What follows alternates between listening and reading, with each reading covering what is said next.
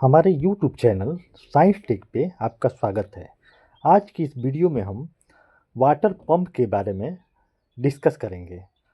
क्या होता है पंप? पंप एक टाइप की मैकेनिकल डिवाइस होती है जो मैकेनिकल एनर्जी को हाइड्रोलिक एनर्जी में कन्वर्ट करती है, जो पानी या लिक्विड को एक स्थान से दूसरे स्थान पर ले जाने में हेल्प करती है। पंप कितने प्रकार के होते हैं? तो पंप जो होता है दो टाइप का होता है। मुख्यतः दो टाइप के पंप होते हैं। पहला होता है पॉजिटिव डिस्प्लेसमेंट पंप और दूसरा होता है नॉन पॉजिटिव डिस्प्लेसमेंट पंप। अब पॉजिटिव डिस्प्लेसमेंट पंप क्या होता है? इसमें एक सिलेंडर में एक पिस्टन लगा रहता है। वह पिस्टन जो आगे और पीछे की तरफ दोनों साइड मूव करता रहता है। इसके अलावा इसमें सक्शन और डिस्चार्ज की इंड होती है। सक्शन इंड और डिस्चार्ज इंड होती है। सक्शन इंड से पानी पंप में आता है और डिस्चार्ज इंड से पानी पंप से बाहर निकलता है। हम इस पिक्चर की हेल्प से पॉजिटिव डिस्प्लेसमेंट पंप की कार्यविधि को समझेंगे। इसमें एक सिलेंडर रहता है और सिलेंडर के भीतर एक पिस्टन लगा रहता है और यह पिस्टन आगे और पीछे दोनों साइड मूव करता रहता है। इसके अलावा इसमें सक्शन पाइप और डिस्चार्ज पाइप भी लगा रहता है और ये दोनों पाइप में नॉन रिटर्न वाल्व लगे हुए होते हैं जिसको एनआरबी बोलते हैं। जब हमारा पिस्टन आगे की तरफ मूव करता है, सिलेंडर में एक वैक्यूम क्रिएट हो जाता है जिसके कारण सक्शन पाइप की एनआरबी जो होती है खुल जाती है। आपने इंजेक्शन देखा होगा, जब इंजेक्शन को पुल करते हैं तो वहाँ भी एक टाइप का वैक्यूम क्रिएट होता है। इसके कारण जो लिक्विड होती है इंजेक्शन में अंदर की तरफ आने लगती है। वही कॉन्सेप्ट यहाँ भी काम करता है। जब पिस्टन आगे की तरफ मूव करता है तो सिलेंडर में एक वैक्यूम क्रिएट होता है जिसके कारण सक्शन पाइप की एनआरबी ओपन हो जाती है और लिक्विड जो है अंदर आ जाता है।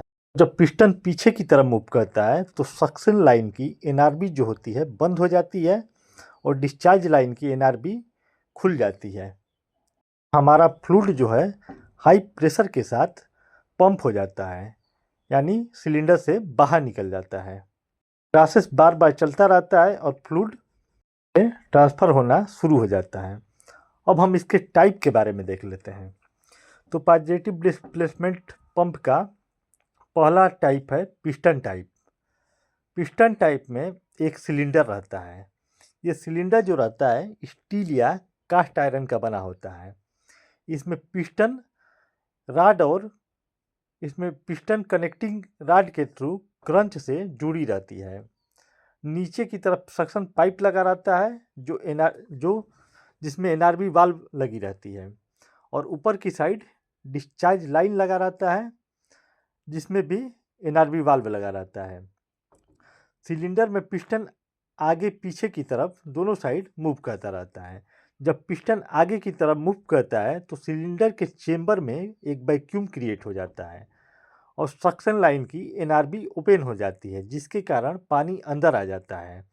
और जब पिस्टन पीछे मूव करता है तो डिस्चार्ज लाइन की एनआरबी ओपन हो जाती है और पानी बाहर निकल जाता है। इस तरह से पिस्टन लगातार मूव करता रहता है और मैकेनिकल एनर्जी जो होती है हाइड्रोलिक एनर्जी में कन्वर्ट होती रहती है। यह इसका कॉन्सेप्ट हो गया। अब नेक्स्ट देखते हैं पंप का टाइप, प्लंजर टाइप। ये यहाँ पे प्लंजर टाइप पंप की इमेज दिखाई गई है, फोटो दिखाई गई। यहाँ पे पिस्टन की जगह हम प्लंजर का यूज करते हैं। प्लंजर जो होता है पिस्टन से साइज में बड़ा होता है और इसमें एक सील लगी होती है। सील जो होती है प्लंजर से अटैच रहती है और स्टेशनरी रहती है, जो हाई प्रेशर में टूटती नहीं है, हाई प्रेशर को झेल सकती है। इसका working principle just like handpump की तरह होता है। इसको हैंडपम्प के एग्जाम्पल से हम आसानी से समझ सकते हैं। हैंडपम्प में एक पिस्टन लगा रहता है और एक रॉड लगा रहता है। यहाँ भी सक्शन और डिलीवरी लाइन में एनआरवी वाल्व लगी रहती है।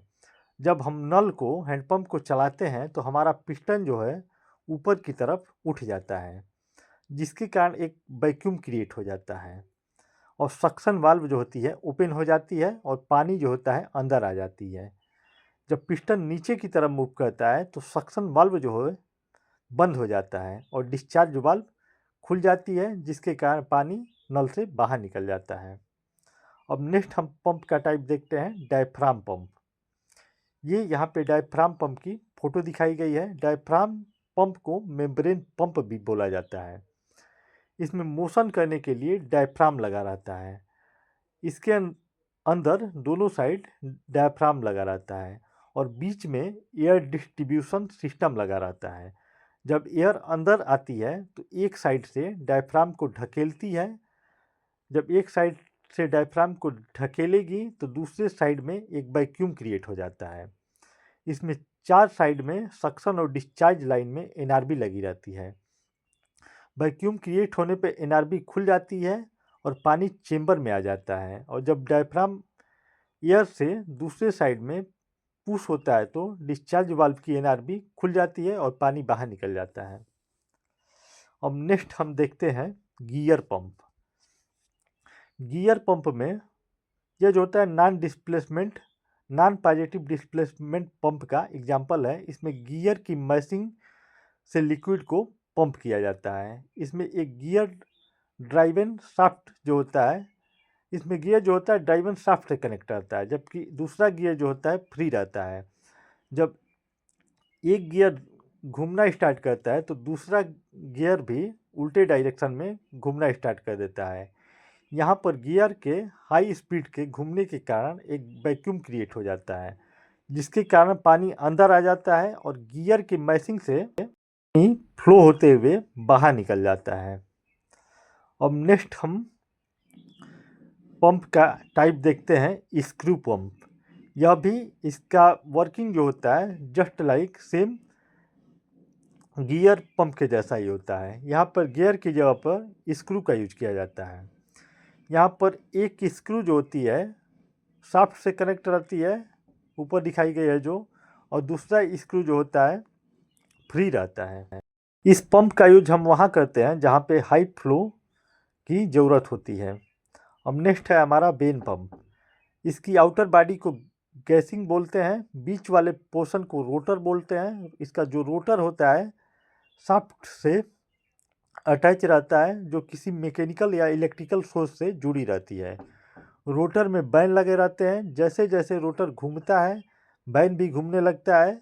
रोटर के हाई प्रेशर के कारण चेंबर में एक वैक्यूम क्रिएट हो जाता है और लिक्विड अंदर आ जाती है। उसको हाई प्रेशर से हम डिलीवर कर देते हैं, जिससे डिस्चार्ज पोर्ट से पानी बाहर निकल जाता है। Thank you.